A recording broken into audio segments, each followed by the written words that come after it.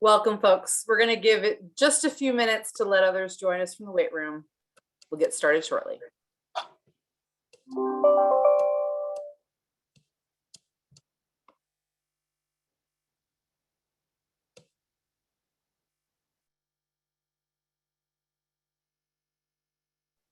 All right, as our attendees continue to join us, please let me welcome you to our session this evening, our webinar for families on filing your 2022-2023 Fafsa Form. My name is Karen Casella, and I'm the Director of New Student and Family Programs here at American University. I'm going to introduce our panelists for the evening, and we'll get started in just a moment, but first, a few housekeeping items.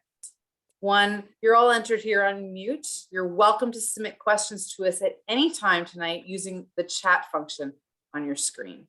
Now, it's just Charlene and I for this evening, so we're not going to be able to respond to every one of your questions, although we certainly will leave time at the end of tonight's session to respond to a lot of the questions we've seen come through. I will also point out that I know that many of us have lots of very specific questions about our individual students' needs or financial aid packages, and we're not going to be able to answer those this evening. However, on our last slide tonight, we're going to explain to you how you and your student can find your student's financial aid counselor, and they will be happy to work with you with all of those very specific questions you might have.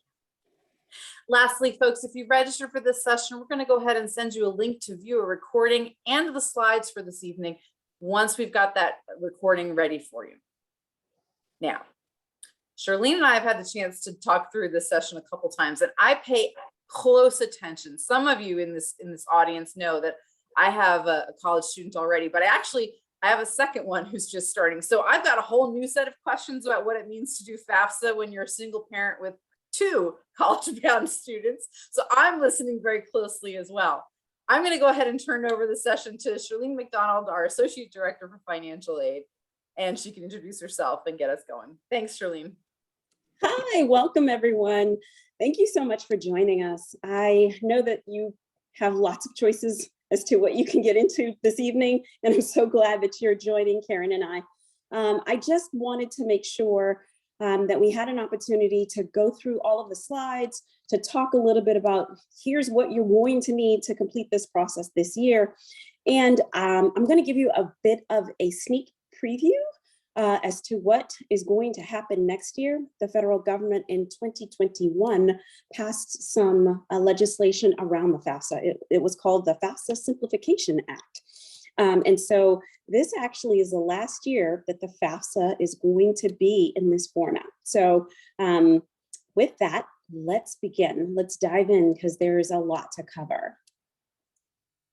So the great thing about this is that this particular session will specifically cover which FAFSA you need to complete, using a tool called the data retrieval tool that's provided by the Department of Education and the IRS, the Internal Revenue Service, that allows you to transfer your financial data directly into the FAFSA using this tool. And then also, and very importantly, the process by which you can sign this form electronically. And that's super important because, quite frankly, if you opt to sign the form using the traditional wet signature and mailing it, the process of completing the FAFSA goes from just a few minutes to several weeks. So if at all possible, I do indeed recommend that a student and the custodial parent obtain a federal student aid ID so that you can sign it electronically. Let's keep going. As I mentioned just very briefly, in order to sign this form electronically, you will need something called the FSA, or Federal Student Aid ID. You can get this by going directly to FSA, fsaid.ed.gov. You will need your social security number in order to obtain an ID number.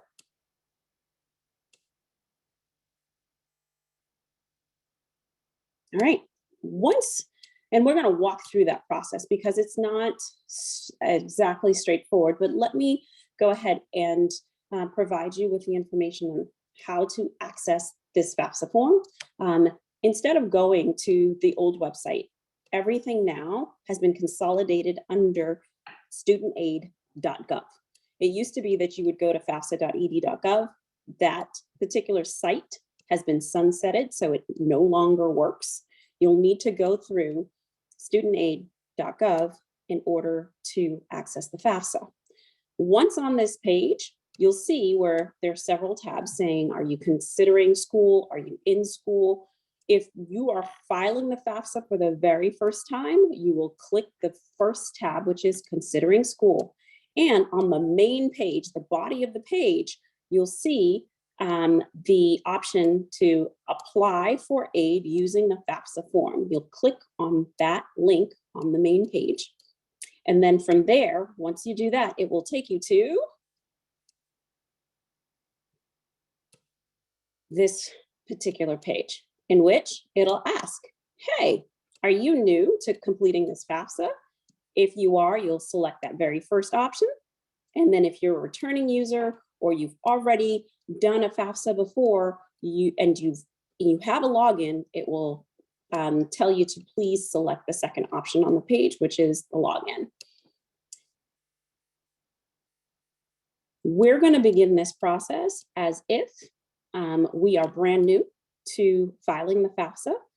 And so I highly recommend, and even though this is a new option as of last year of allowing a parent to begin the Fafsa form, I do highly recommend that you file the Fafsa or have your student present as you're filing the Fafsa and indicate that you're the student and you're accessing the Fafsa form.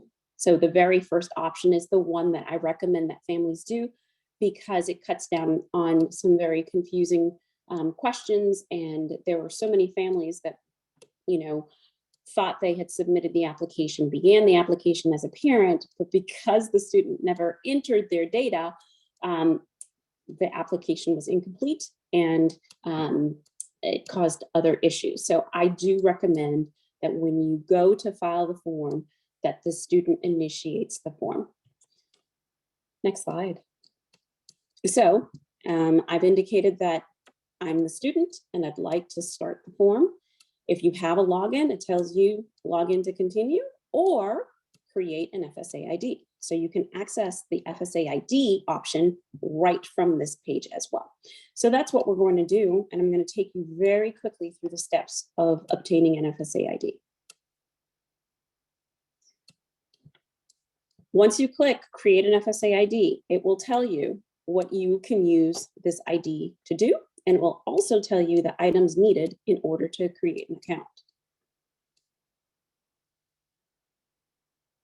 You'll, as the student, or even as the parent, you'll put in the appropriate information. So if you're the student, you'll put in your name, your last name, date of birth, social security number, right? And then it's going to ask you to create a username. It'll tell you whether or not the username is available. And then it'll ask for a unique email address. If you've already created this, if you've already gone through this process but forgot and tried to enter an email address that it already has in the system, it will tell you, hey, you are already a user. Please go through the recover my account process. But put a unique email address in there, confirm the email address, and then you'll need to use all of the criteria to create a strong password. And once you do that, it'll ask you to confirm the password, and then you'll be able to continue. It'll ask for a mailing address for you. And it's not that they're going to contact you unless you indicate that you want them to via mail. They will also ask for a phone number. That's completely elective, but a lot of students and families find that this is the easiest way to recover a forgotten password by providing the cell phone number and granting permission for the Department of Education to send you text messages so that you can reset your password. And this is the next page that basically is asking you to confirm your preferences around communication from the Department of Education with respect to the FAFSA and this FSA ID. Then you'll be asked to provide, to select challenge questions and to provide answers to those questions so that you'll have the option, instead of having to reset the password by contacting them and waiting for them to initiate that reset, you can answer your challenge questions, at which point it'll allow you to reset your password should you forget. And then you're almost done. At this point, they're going to ask you to confirm and verify all the information that you've provided on the application. Once you've done that and clicked continue, the next piece is that they're going to send you an email, or they're going to send you a text, depending on what information you've provided to them and the permissions that you granted for them to contact you. So in this particular scenario, I provided a cell phone number along with an email address.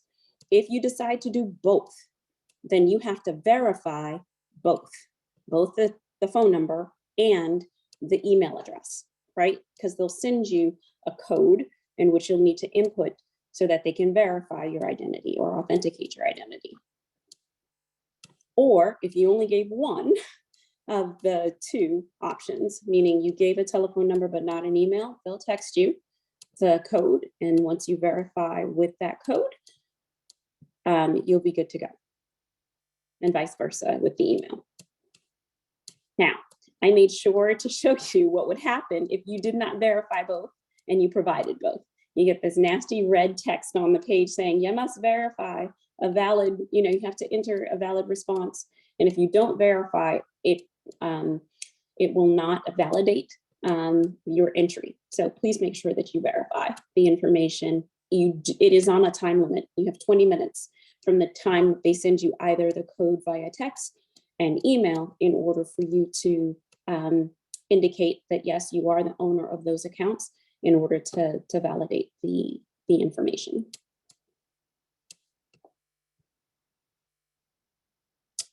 And then once that's done, they once again want to make sure that, hey, it's okay for us to contact you this way. We've now verified that it's actually you. And then finally, you're done. The next step is, once you do make that confirmation, the next page, they'll show that your information has been verified, right? So, ta-da, you're done. They do personalize. So once they know who you are, they'll say, welcome, applicant's name, right? And it'll say, this is your application. And then ask very specifically, what year do you want to complete? Now, you're probably, if you're new to this process, you're thinking, why are there 2 years available? Well, our deadline for completion falls within the current academic year, the 2001-2002 academic year. You do not want to complete that FAFSA because if you're an entering family, then you're beginning in the 2022-2023 academic year. And if you're a current student and you've already applied for aid, you would have already submitted the 21-22 FAFSA. And so please make sure that you select the 22-23 FAFSA.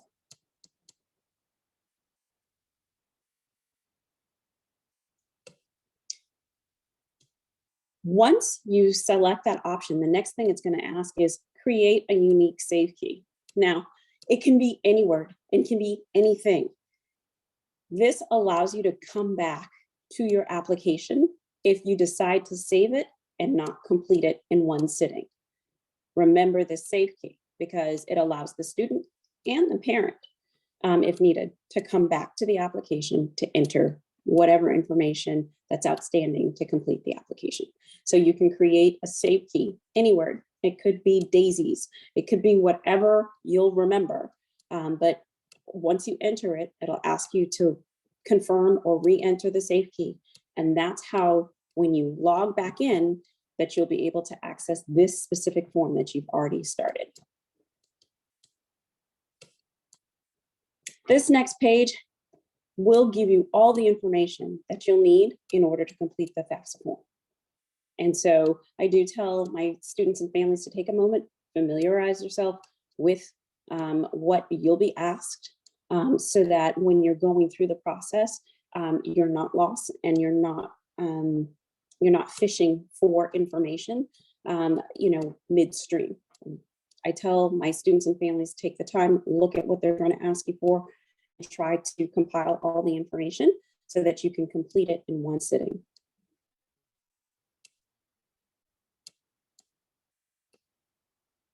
So we're going to jump right into what the student will need to provide, which is just basic demographic information, the social security number of the student, first name, last name, date of birth. Then it's going to ask, how do we contact you? So it's going to ask for that email address and phone number.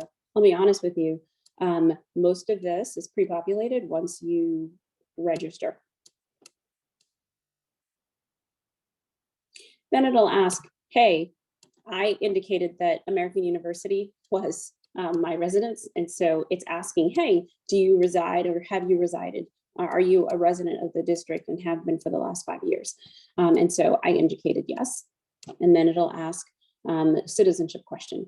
You need to be a US citizen or an eligible non-citizen in order to complete the form and be eligible for federal financial aid. And we award our need-based financial aid to students who are eligible to receive federal funding. So if you are ineligible, you're an international student and don't meet that minimum requirement, then we cannot award you institutional need-based or grant funding either. For students, it will ask you for information regarding high school. In particular, they want to verify that you've actually or will complete your high school diploma or equivalent. Then it'll also ask whether or not, this is your very first bachelor's degree that you're completing. And then finally, it'll ask whether or not you'd like to participate in one of the federal government's program that's called the Federal Work Study Program.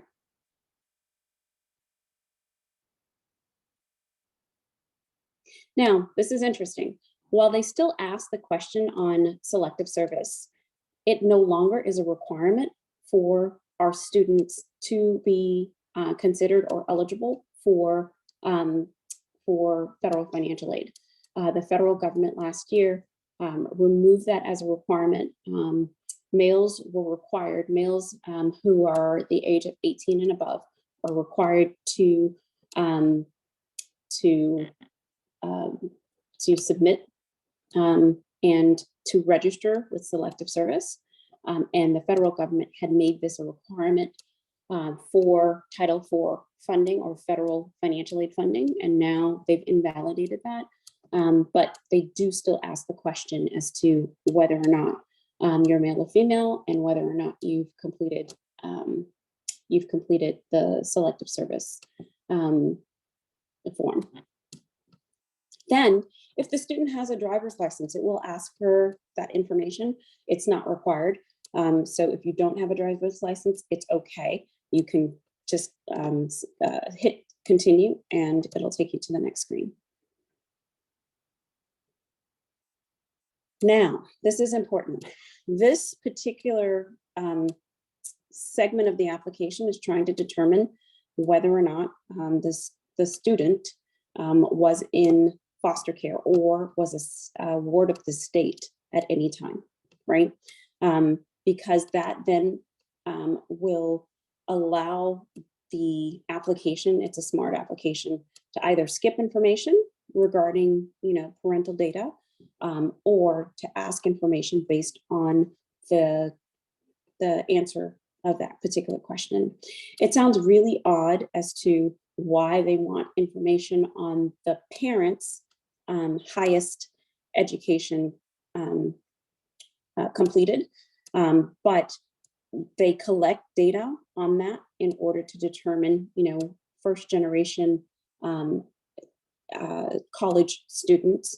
And so this helps the Department of Education to know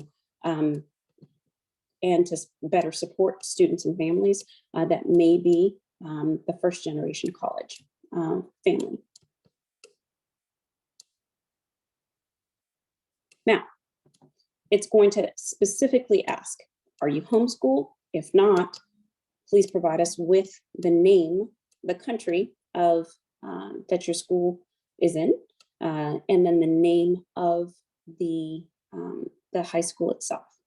If you're homeschooled, that's fine. It will actually tell you, what you need to do in order to verify that you have completed the high school diploma or equivalent. If you do have a specific name of a high school, you can search for that school.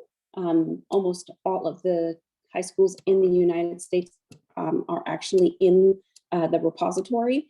And so you can search by the name of the high school and it will populate for you.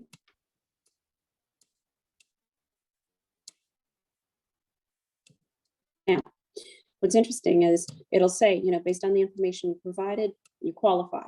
So if you've provided all of the information that they've requested to this point, they will check to see whether or not you are eligible for federal financial aid, or they'll tell you right at the screen so that you're not thinking that you need to complete the rest of the application if you're not.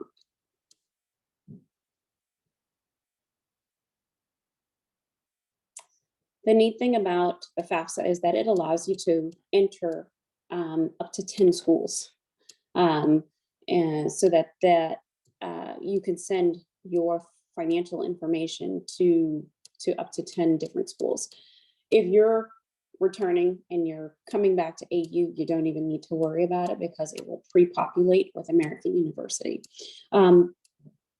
The next piece that it'll ask, and it's important because that's how universities know how to determine your cost of attendance. It'll ask, do you plan on living on campus or with a parent or in off-campus housing, not with a relative? And that's where that information will be shared with the school so that the school can determine, what your cost of attendance will be. And then you move on to the dependency questions. And this is important. I tell my students and family, look, I completely understand that it may not make sense what criteria the Department of Education has indicated is required to be considered an independent student. But the major categories for independency is that either that the student is married, that they are pursuing a graduate degree, that they're above the age of 24, that they are active duty military or a veteran of the armed forces, that they are considered a ward of the court, or have been designated by the state as being an unaccompanied minor or one at risk of homelessness. Those are the major categories. A lot of times we get the question of, hey, I'm financially independent, even though I don't meet any of the other criteria. Does that make me an independent student? Unfortunately, it does not. So having said that, it's going to ask whether or not the student is married, whether or not the student has a dependent person that they're supporting, and will provide more than half of the support for that individual. And they're asking all of these questions so that they can determine whether or not the student is considered a dependent student or an independent student.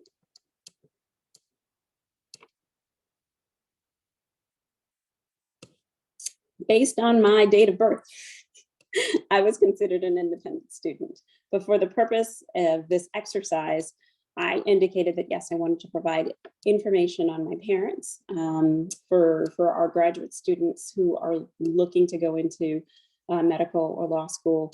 Parental information is still required even if you're considered an independent student. And so that's the reason it gave me the option to provide parental data. If you are deemed to be an independent student, parental data is not required. However, for, like I said, the purpose of this exercise, as most of the students who are completing this application will be deemed dependent, we're going to go ahead and take a look at the information that they're asking for parents.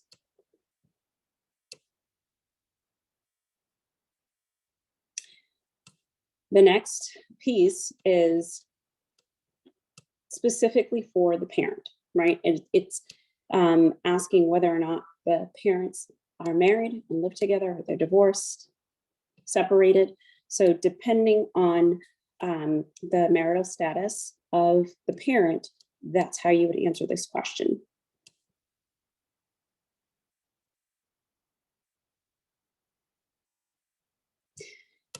So it's going to ask, are they married? Are they divorced? Single, never married? Once you, and if you have questions around how to answer that specific question, I've provided this slide so that you can understand, okay, based on my parents' marital status, this is what I need to select. So never married is that, you know, within the last 12 months, the parent had not married. And so unmarried, but they're living together, there is an option. So if you're both your parents, if they never married, but they do live or reside together, then you need to indicate that particular option. Married is that, you know, they legally married and they're both living together, or remarried. And this is important. If the parent with whom the student lives remarried, you need to put the parent's information as well as the step parent's information on the Fafsa form. Super important. So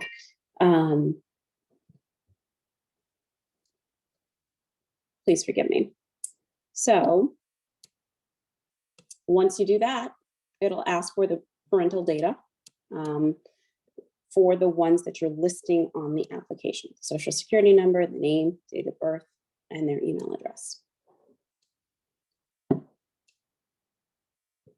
Now, if they're remarried, if you have your parents that are not married but living together, or if they're married and living together, then you need to put the other parent's information. So that means that you would put the step parent or, you know, the mother, father information in this section. So that parent's social security number, last name, first name, date of birth.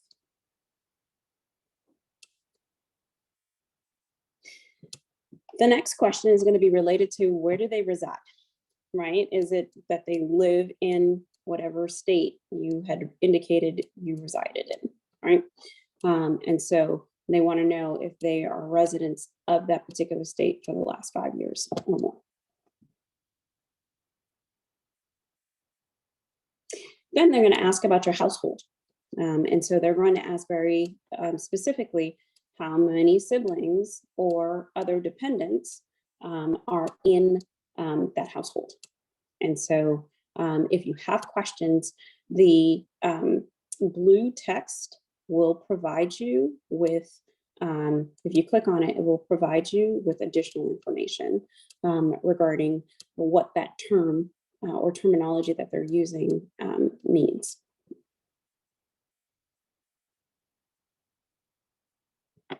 Then you're done with the parent, at least demographic information, right? And then it'll tell you very clearly, based on the information you've provided, you will need to provide us with information you will find on your 2020 tax return, right? And so you need to indicate whether or not you're not going to file, you will file, or you've already completed the 2020 tax form. And you're probably thinking, wait a minute, the 2020 tax year was 2 years ago. Why are they using this information? Well, most students and families' financial information prior to COVID didn't fluctuate much.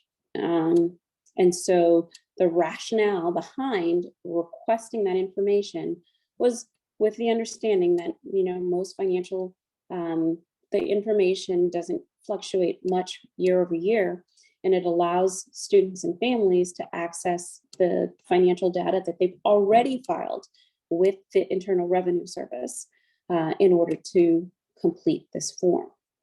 So you'd indicate whether or not you filed a 2020 tax form, and indicate whether or not you filed married, jointly, head of household, or single.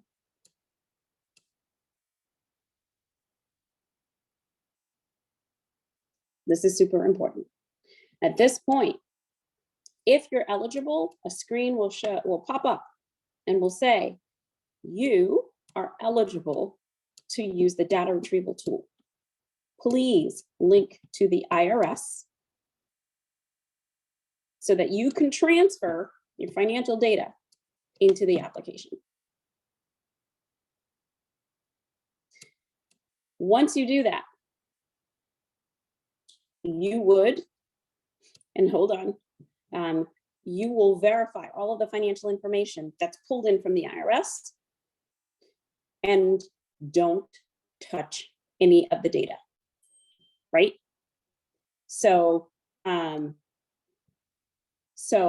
I recommend that when you use the tool, even if something needs to be corrected, that you contact the school with the correction and allow the IRS data to populate and to complete the form. It actually is faster to contact the school to make the correction than to try and make the correction on the form, at which point the school will have to verify all of the information on the FAFSA, as opposed to just that one field or area in which the information was incorrect. So that's just a tip on how to navigate that process quickly. And it'll tell it, there are criteria in which you have to meet in order to be able to use this IRS data retrieval tool, which we'll speak to in just a moment. In my case, because I did not indicate a valid Social Security number, I was not allowed to use the data retrieval tool. And so the next few slides will indicate what you'll need to enter on the application if you're ineligible to use the IRS data retrieval tool.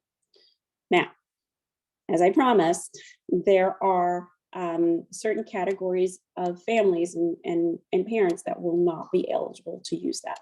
If you're married filing separately, you won't be able to do it because they can't connect both applications to the Fafsa form. If you amended your 2020 taxes, meaning you did a 1040X, it will not be able to pull in all of the data and the amended information. So you'll have to put, you'll have to fill out the form, long form. And then if you filed a Puerto Rican or foreign tax return, unfortunately, you're not eligible for the DRT. Those are the major categories in which, for which families are not eligible to use the DRT. The other category is if you do not have a Social Security number or a tax ID number, then unfortunately, they will not be able to pull your information from the IRS, and you won't be able to use the data retrieval tool.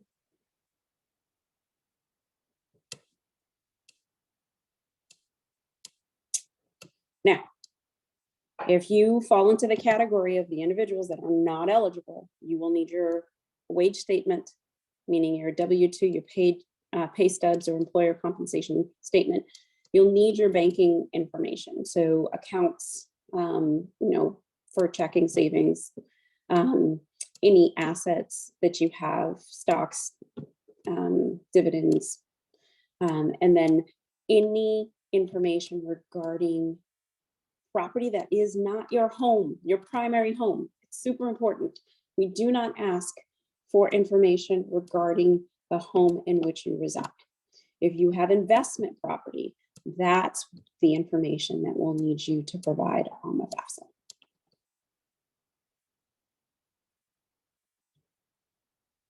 If you have questions, anytime you see that question mark icon, you can click right on it and it will give you more information regarding the data that's being requested. All right, now we're back into the application itself. It's going to ask, how much did you earn in 2020? And it's going to give you in small print right below the question exactly where to find this on the tax forms that you may have filed, right? So pay attention to the tiny print directly beneath the question. And if you have more questions, that little question mark icon right next to that data field is what you can click, and it'll give far greater explanation. Then it's going to ask specifically, what was the total amount of income tax paid? And then, and this is important, for most, it's pre-populated with 0, right? There are very few people in which there'll be any dollar amounts listed for these very specific programs, right? Combat pay, those getting AmeriCorps, those who are receiving, a distribution, and it's not a rollover, so it's very specific, and it will tell you, hey, take a look, read these questions, but we pre-populated with 0 because most people will not have any data to enter into these fields.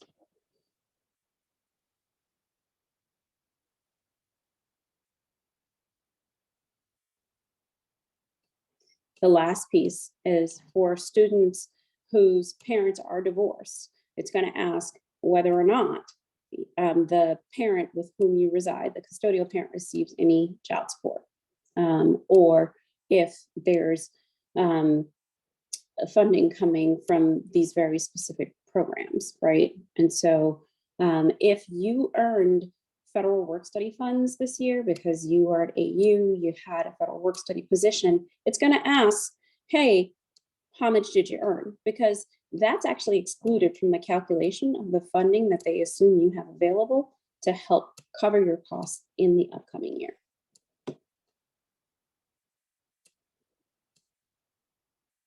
And then again, they pre-populate all these questions with 0 because for the vast majority of individuals, it's going to be 0.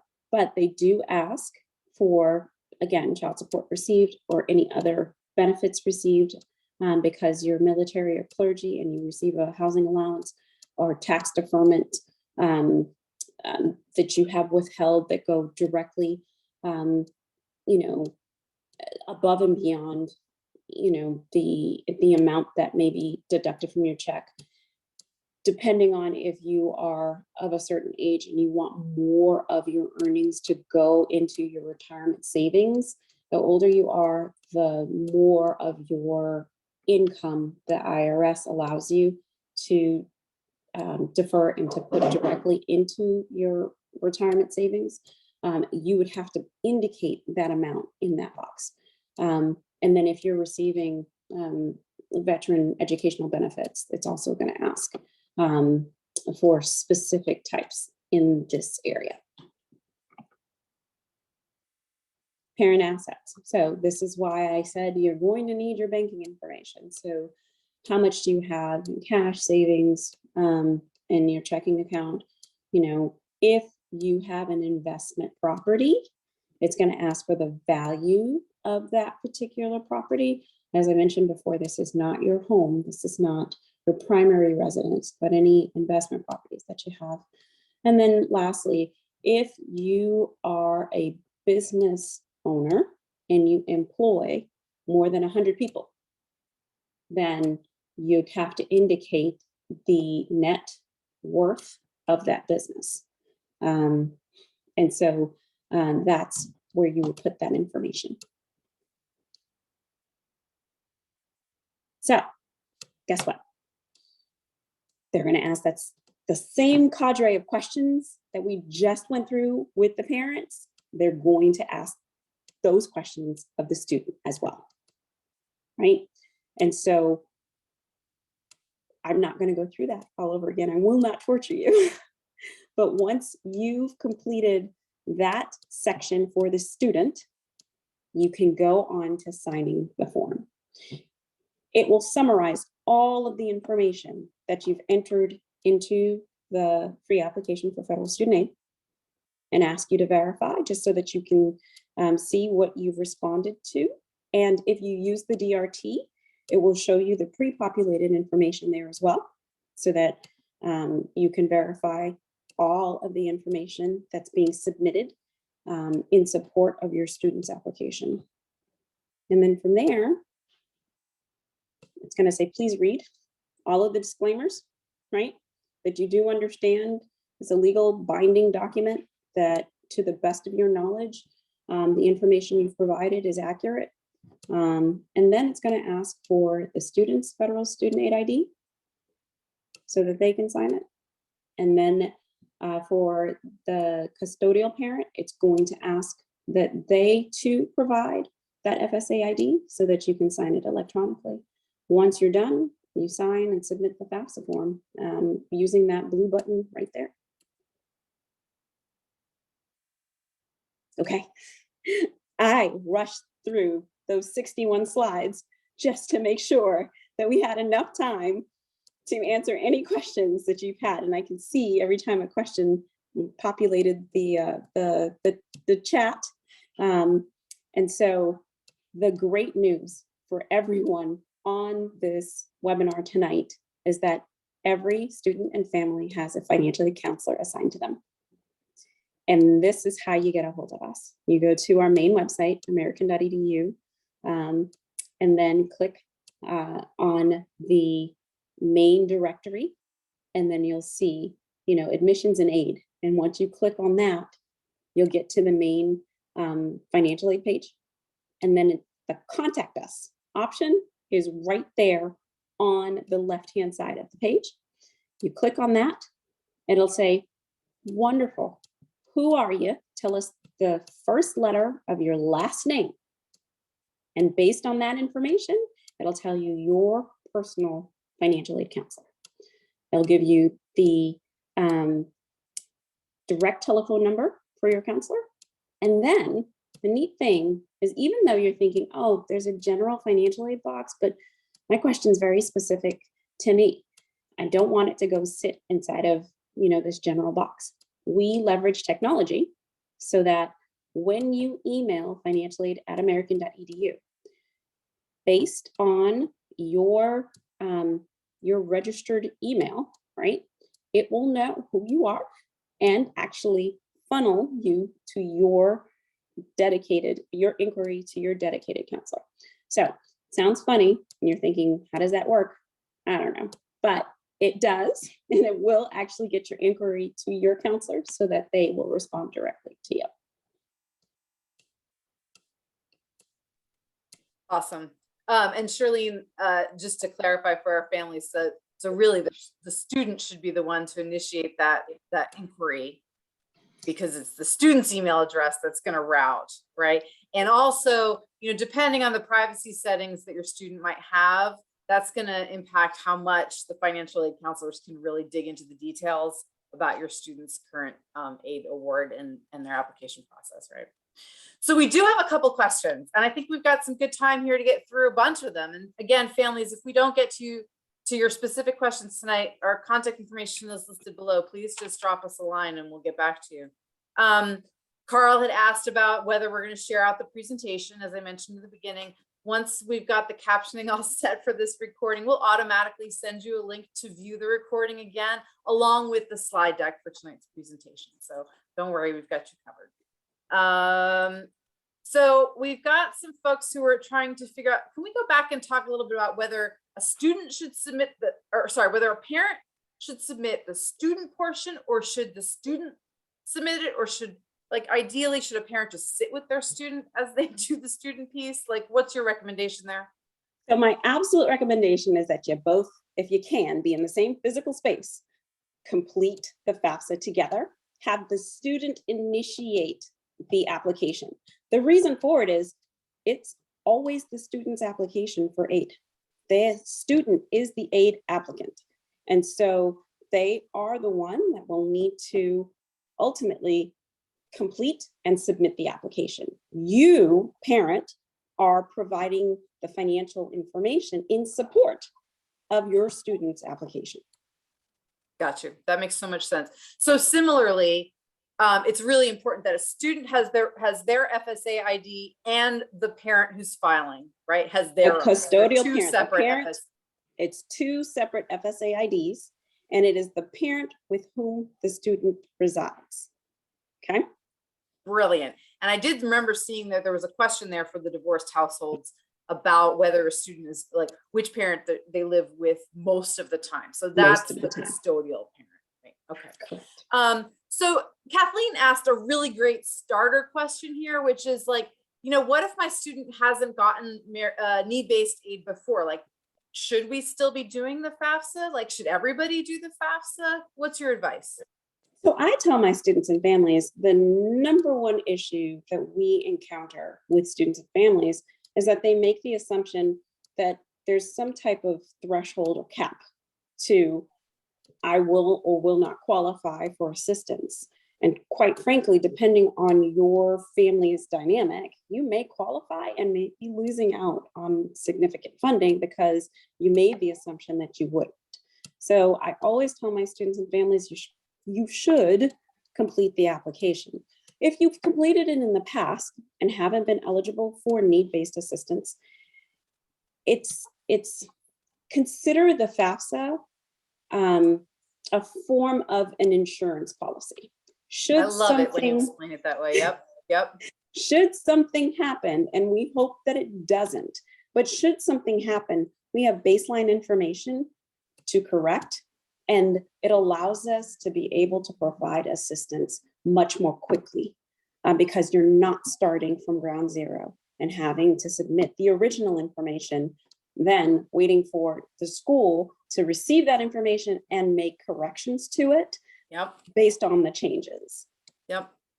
So I've got a couple questions from that point. One is, you know, what happens if a family's financial situation changes dramatically in the course of a year? What's our standard process on that? So I will tell you right now, our motto is we are here to help. We understand that things happen. There is a process called the appeals process in which we gather information from families regarding what has changed. What's really important is that there are rules around what we can and cannot consider. The general rule of thumb from the federal government is if there's something in your aid application that has changed, meaning income, information regarding assets, the family demographics, if something in the application has changed significantly, then we can and have limited discretion to reevaluate eligibility based on those changes. And the first place to start really would be by having a student reach out to their financial aid counselor. Perfect. Absolutely. I do think that I've also seen some really helpful information on the financial aid website for AU. Like there's an actual tab on the menu, right? About like it says appeals, if your situation has changed. Right. And it talks about the different categories and what we would ask, you know, for you to compile for us in order to assess and really consider your appeal for additional funding. That's perfect. So another really basic question here, Charlene, is, you know, are we doing the FAFSA every year? And what's the deadline for our returning students? Okay, so the FAFSA, unfortunately, they will torture you and they do require you to submit the application every year, but just the FAFSA. After the first year, we do not ask for the other application, which I will not name. Right? Can I name it the CSS? Right. Okay. Right. That CSS profile is really for incoming students and families. Right. And so we do not require that information. We may ask for a student that initially did not apply for aid, but in subsequent years, things have changed significantly. We may ask that the student at that point complete both, but that again is the exception and not the rule What I will also comment on with respect to the FAFSA, as I indicated, it's always 2 years back, right? So you will have to use the base year. And if something has changed, we will ask for the most current and recent information in order to update the data that you've supplied and submitted so that we can award additional funding if eligible. Great. And I'm sorry, did you say it's due May 1? It is May 1 is our deadline every year. So every year, May 1. And then can you talk a little bit about the timing of when we would share updates for financial aid packages and communication? Really good question. Yes. So be on the lookout. I'll tell you right now, right around spring break, the financial aid office sends out this Fafsa Reminder. And we call it just general spring reminder for all of our students. Before you start registering for the next academic year, here are the things to keep in mind. 1, FAFSA deadline is May 1. 2, we are required by law to assess all students' academic progress. It's this process called satisfactory academic progress. Yeah. And we are required by law to conduct this audit. We cannot complete the audit until all grades for the spring semester has been submitted. Yep. Grades will not be submitted until the second week in May. So we cannot even begin this audit until all grades are submitted. And like I said, that's mid-May. That's the reason that we will notify students and families between June and July of their aid eligibility for the upcoming academic year. We would have loved to have been able to communicate with you now, even though you may have already submitted your application for next year.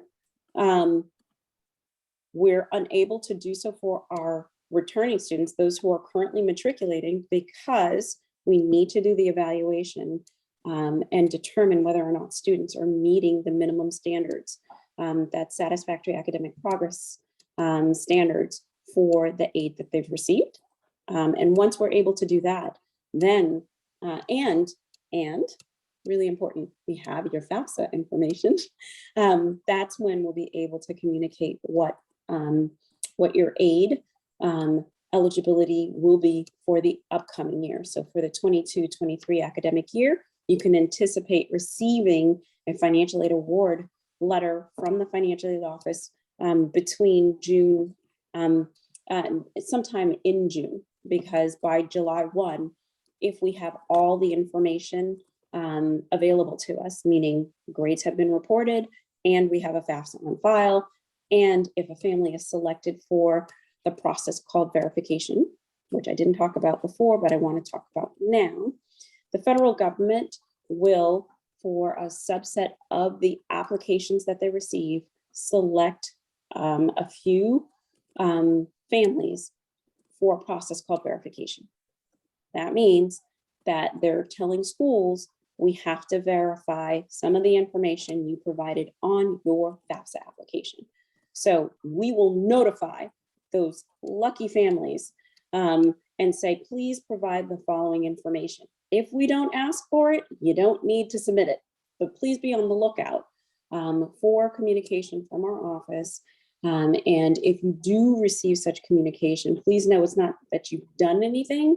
It's just part of the random selection that the Department of Education does for quality assurance to make sure that, you know, we're verifying the information of a subset of our population that they've submitted in support of their application for aid. All right, so you had mentioned that these notices are going to go out around spring break. I take it they're going to the student, right? They do go to the student. Right, because we don't send this information to parents. It goes to the student. So families on this call, check in with your student and make sure they're looking at their email and that they don't assume that you're getting a copy of it as well, right? The student is the aid applicant. Yes. Yeah. I think that's a really hard thing for families to kind of wrap their head around. It's such a shift, but it is your student's bill, and a student may be having their bill paid by a whole slew of contributors. I know my own older college student, their tuition bill is being paid by 3 different family members, 2 different state agencies, and 2 other private scholarships. So like any of those folks might need access, but it's not on the university to communicate that. It's the student who has to coordinate these pieces, right? So I think this is one of the challenges. It's not, we don't expect that all parents are the only ones paying, and so we're not sending these bills out in the mail to parents. It's really on the students. Charles has a great question that's near and dear to my heart, which is, what do you do when you've got 2 students in college at the same time? So one part of this question is, you know, like how does this formula with FAFSA account for having 2 students now in school? But my other question was mechanically, Charlene, I don't know what I'm supposed to do about how do I like sign in? Like, do I have to do it twice? Do I do it for each student? Okay. Remember that lovely save key I told you Yeah. about? Yeah. One, you'll have to do an application for each child. That's the first one. But you need to create a unique save key for that application that you're filling out, right? Once you do that, depending on the save key that you've entered, it will take you to which child's application you're completing, right? So that's one of the ways to keep it straight. But it shows you all of the applications that you've started too. So you'll see a listing once you log in. Okay. The other piece, and this is really important, remember at the start of this wonderful adventure of ours, I said, there's a sneak peek. The feds are changing things. I can tell you now, if you are a parent of 2 students in college, the federal government says, okay, we are going to determine an expected family contribution number. This is a family contribution number, right?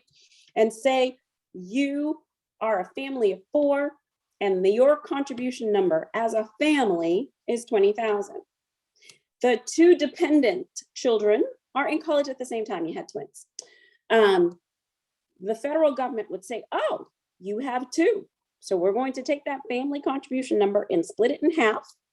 So the student that goes to one school, their contribution number is $10,000. That's how much your expected family contribution is calculated for that student at that school. And then the other student, even if they went to the same school, their contribution would have been $10,000 for a total of $20,000 for that whole family contribution. Does that make sense to everybody? Okay. The feds are saying not so much. Starting in 2023, 2024, the federal government's formula around this will shift. And they're saying, look, we understand that all families may not have students attending college at the same time, and that we're being inequitable to the families that may have students who will be attending at different times, right? And so we are going to create a formula that is far more equitable for all families. And this is their formula, not the institutions, right? Like we can give our opinions as to what we think with respect, meaning financial aid administrators, with respect to what they're proposing, but ultimately the Department of Education and the federal government makes that determination. So they've shifted their formula to saying, look, we are going to allow for 20% more of a family's income to be protected, meaning from the cost. From contributing. Right. Yeah. And that's for all students, for all dependent students, but it's income. If most of your expected contribution, family contribution, is coming from assets, you have lots of investments, you have that, then you will see a significant change in how your expected contribution is calculated for each child, starting in 2023, 2024. This year, it is the old formula. We calculate an expected family contribution depending on the number of students that you have in college at the same time. That's what we divide that number by. That was the formula, the simple across the board. Starting Next FAFSA year, meaning 23-24, the new formula goes into effect and Okay. will impact students and families that have multiple students in college at the same time. All right, noting More to that. come, because believe it or not, even though this has already passed, it's legislation, it's already, there's always adjustments that are made. And so who knows whether or not this is going to come to fruition, but this is what has been communicated with our community, with all schools and aid administrators as to how things will change significantly in the future. So that was one of the major changes that was proposed and has passed with the Fafsa Simplification Act. The second is, you know how I said it's elective? You can choose to grant access to your IRS data. Right. Well, the federal government says by completing the FAFSA, you will grant them access Okay. to Okay. the data. So it is Right. not an option anymore. If you are eligible, by completing the FAFSA, you're granting the Department of Education, They're just going to do it. and they're just going to do it. They're going to pull in the data to ensure it is a quality assurance measure Consistency. Yeah. and consistency across the board. And Sure. they're going to find a way, they're working on it now, for those that have been excluded in the past from being able to use the DRT to be able to use that DRT. So Cool. married filing separately, those type of unique circumstances, they're looking to try and find a way to link all of that data to the student applicant so that it will pre-populate for that student as well. So That's great. specific. Yeah. I mean, that DRT I know has eliminated a lot of my anxiety. So I know, like, I sit down and I've got to have access to all my bank accounts, to pull today's data, like the day that I submit it, and my students' account information, right? Because they have their own checkings and savings accounts, and I've got to have that ready and make sure that when they're entering their information that they're doing it accurately, or that I can help them out with that part. Charlene, if a parent has had issues with that DRT loading, they really should like look for the help icons on the IRS page, right? That is correct. So Okay, it has the same question mark icon that will be there to help. But if you continue to have difficulty, please know that you're able to just enter that data yourself. That's right. You on can the do the actual- manual. Yeah, right. Thank you. That's a great question. I know that we've like kind of gone over a little over time here, but if folks want to hang out here for a minute, Charlene, I wanted to ask you another fundamental on financial aid. You know, if you can just briefly talk about when it comes to the need-based aid, we tend to need it through like scholarships, loans, grants. Like, what are the differences? Like, some of the terminology here is a little new to some of us. Like, what does it mean to sign the promissory, or like the student loan acknowledgement? Like, can you give us like the 101 on that?